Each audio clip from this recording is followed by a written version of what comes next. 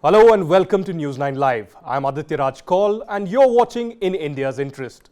Kashmir for the first time in 34 years saw grand Muharram processions being taken out from the heart of the Srinagar city. While thousands of Shia mourners came out on the streets, the procession was also joined by Jammu and Kashmir's Lieutenant Governor Manoj Sinha as well as top officials of the J&K police and the administration as well. Such processions in Srinagar were banned during the rule of National Conference PDP and Congress under the diktats of the Sunni Separatists in the Kashmir Valley over last almost 34 years. It's been 60 hours now since an Indian army soldier went missing from Kulgam of South Kashmir. 25-year-old Javed Ahmed Wani, who was posted in Leh, was on a leave to celebrate festivities with family in Kashmir when he was allegedly abducted and his car was found abandoned with blood marks. Meanwhile, the Pakistani terror group Lashkar-e-Toiba's front, TRF, has released a statement indirectly hinting at execution of the Indian Army soldier.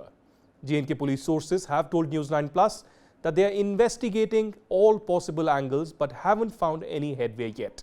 It's been almost 3 days with no trace of the missing soldier. And finally, here on News9 Live, we tell you, early today morning, NIA carried out massive raids across Kashmir Valley in the districts of Pulwama, Shopian, Budgam, Srinagar and Kupwara in a case relating to involvement of NGOs in terror funding and stole pelting in the year 2010 and 2016 in the Kashmir Valley. While several properties were attached, many incriminating materials relating to terror funding were also recovered during the NIA raids. As you all know, NIA since 2017 has carried out systematic raids uprooting the entire nexus of Pakistani deep state with Kashmir-based separatist groups. And that brings us to the big questions that we are asking here in India's interest. Why were the political elite and Sunni separatists denying the right of Muharram procession to Shia population in Kashmir for the last 34 years? Why exactly was this happening? We'll be asking that on the show today. The second part of our big question is, even as NIA raids in Kashmir against terror funding complete almost 6 years, how long will it take to end this ecosystem of terrorism in the Kashmir Valley? We'll be debating that as well. And finally, as the nation prays for the safety of the missing Indian Army soldier Javed Ahmed Wani, how soon can the security forces recover him from the clutches of terrorists? Let's get into the debate mode straight away. Joined by live on News9 Live in India's interest, General Satish Dua, former GOC of Chinnar Corps. Thank you so much for joining us, sir. We have Danish Manzoor coming for the first time on News9 Live, editor-director of Asian Newsweek. And finally, former DGP of Jammu and Kashmir, SP Vaid. As always, a pleasure having you, sir. Let me begin by, General Satish Dua. Sir, you saw those visuals coming in from Kashmir, unprecedented in many ways. Although there have been several unprecedented developments in the last 4 years, we'll be marking the 4th year of the abrogation of 370. But what was inside your mind as of now when you saw, in fact, continuously these visuals of Manoj Sinha and the entire administration with thousands of mourners of Shia, community?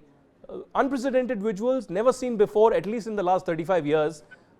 Is this marking a new chapter in Kashmir's history? Aditya, let me put it this way.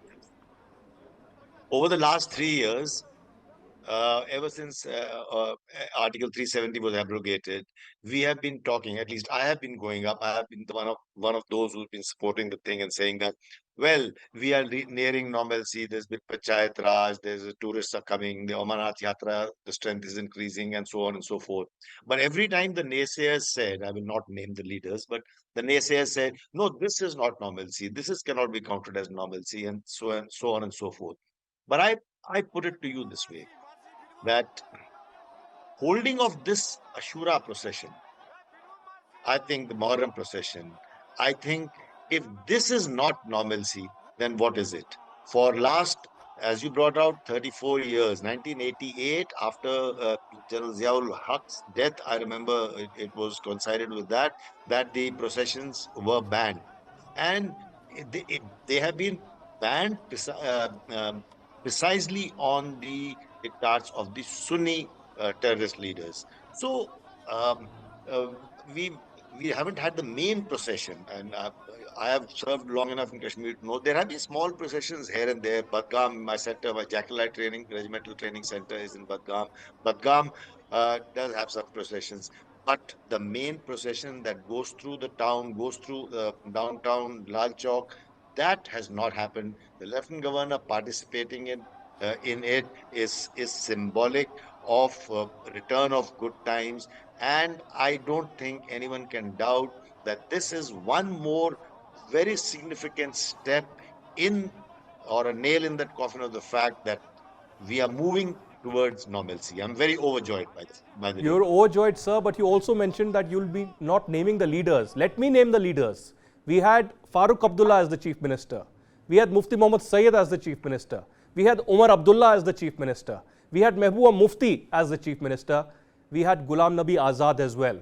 But why exactly weren't these leaders of National Conference, PDP and the Congress party, and perhaps I should join BJP also because PDP, BJP were in government, all these 34 years they were not able to do it, but an LG's administration has been able to do it. Let me tell my producers to play a bite of Farooq Abdullah that is coming in, and then I'll go to Mr. Ved and Danish. हम लोग पहले भी ये चाहते थे ये हो, मेरे वक्त में भी हम चाहते थे ये हो, मगर हमारे कुछ लोग थे जो इसके खिलाफ थे। मैं उनका नाम नहीं लेना चाहता, वो गुजर गए इस दुनिया से, नहीं तो क्या वजह है कि ये नहीं होता था। मैं खुद इस जुलूस के साथ चला हूं, मैं अभी गुजर से कत्लगाह तक आया हूं, मैं देखा है कहां कहां मुश्किलें नहीं उठाई हमने, और सब हिंदू मुसलमान सिख सब इसका खैर मकदम करते थे, और मैं जुल्जना को पकड़ के चलता था। अल्लाह का शुक्र है कि आज ये शुरू हुआ, मगर अभी ये जुल्जना वहां से नहीं निकलता, अभी गुजर से। इंशाअल्लाह जब इंशाअल्लाह अल्लाह ताला यहाँ की हुकूमत लाएगा, जुल्जना वहीं से निकलेगा और अभी और शान से आएगा कत्लगाह तक। Danish, I hope you heard that statement, and since you belong from the Kashmir Valley and you've seen the hypocrisy of both the mainstream political leaders and separatists, ये कौन है? फारूक अब्दुल्ला किन का जिक्र कर रहे हैं जो चल बसे, जो जिंदा नहीं हैं? क्या ये सैयद अली शाह गिलानी का नाम ले रहे हैं या किन का नाम ले रहे हैं जिनके डिक्टेट पे, आप सोचिए, हुर्रियत के डिक्टेट पे, गिलानी के डिक्टेट पे जो है महबूबा मुफ्ती, मुफ्ती सईद, फारूक अब्दुल्ला, उमर अब्दुल्ला शिया कम्युनिटी को अपना रिलीजियस हक नहीं दे रहे थे? Is that so, Danish? Thank you, Aditya. I think what the clip that you played just now of Dr. Farooq Abdullah, I think it's a damning evidence in itself, which proves that something was off in Jammu and Kashmir.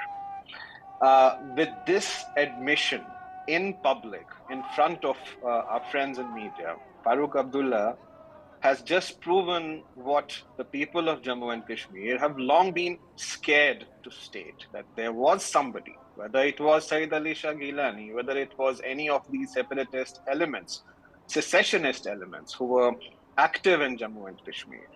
The point here remains that how scared were these elected, quote-unquote, chief ministers, leaders, rulers of Jammu and Kashmir, of these handful of Pakistan and ISI-sponsored secessionists, that they would deny the right to the Shia community on the pretext of security and their safety only.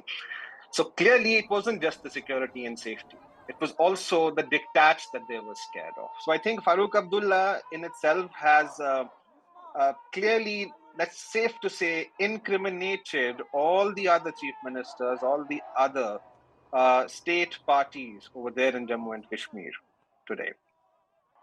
Yes, this is a damning evidence, but we have a top cop with us who has served in Kashmir, in the most dangerous circumstances, Mr. S.P. Ved. So you have lived this entire era in Kashmir where, you know, we saw the Muharram procession and we didn't see the Muharram procession in the last 34 years. What are your comments when you hear Farooq Abdullah, when you actually see those visuals of thousands of Shias coming out expressing their freedom of religion finally after 34 years? What goes through your mind, sir? See, Aditya, I will also express my uh, glee and happiness. As General Dua said, we are all thrilled to see that this procession was taken out this year, and whole administration, including Lieutenant Governor Manoj Sinha, participated.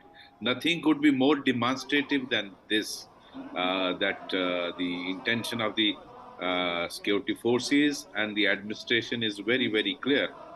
But I was also hearing the clip you played of Dr. Farooq Abdullah. There is no denying of the fact that there was a very strong lobby of separatist elements, particularly Sunni. I think my hunch goes he was referring to Sayyid Ali Shah Gilani. What I can make out, there was a very strong lobby about threatening about situation turning into bad law and order if you take out this procession, and probably the administration under the political dispensation succumbed to that pressure. I think that has been blown off, and now the Shias must be very, very happy. Yeah, I have been SP Badgam before 1889 or 90. Badgam, we used to take out procession. All communities used to participate.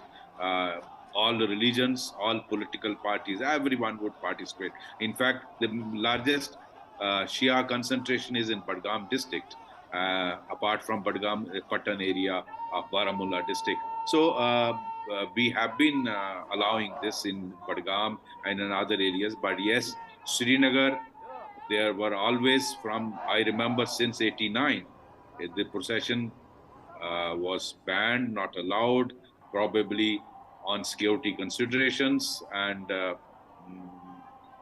it's very happy to see that this procession was allowed this year. Right. And I think that that demonstrates how much situation has improved, and all these threatening elements are no more today active in Kashmir Valley. That demonstrates the change in situation on the ground. Absolutely, it's a historic move. In fact, I remember the headline of the Greater Kashmir newspaper, the most widely read newspaper in Srinagar, which clearly indicated after 34 years.